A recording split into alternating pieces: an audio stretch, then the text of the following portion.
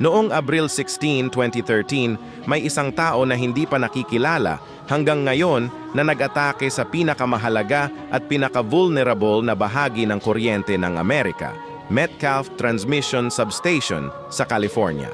Nang gabi na iyon, may isang manlalaban na nagtago sa dilim. Sa loob ng eksaktong 19 minuto, binaril niya ang 17 malalaking transformer gamit ang sniper rifle. Walang ingay, walang kaguluhan, walang naiwan na ebidensya. Bago pa man dumating ang mga pulis, nawala na siya. Sinabi ng dating chairman ng Federal Energy Regulatory Commission na ito ang pinakamalaking pag-atake sa kuryente ng Amerika sa kasaysayan. Nag-imbestiga ang FBI ng maraming taon. Walang nahuling suspect, wala. Pero ang pinaka-nakakakilig na bahagi ay hindi ang pag-atake mismo.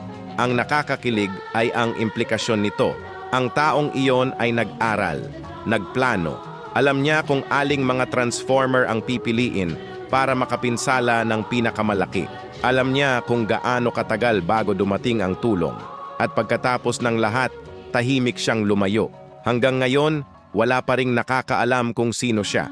At ayon sa ilang opisyal, kaya niyang gawin itong muli sa mas malaking sukat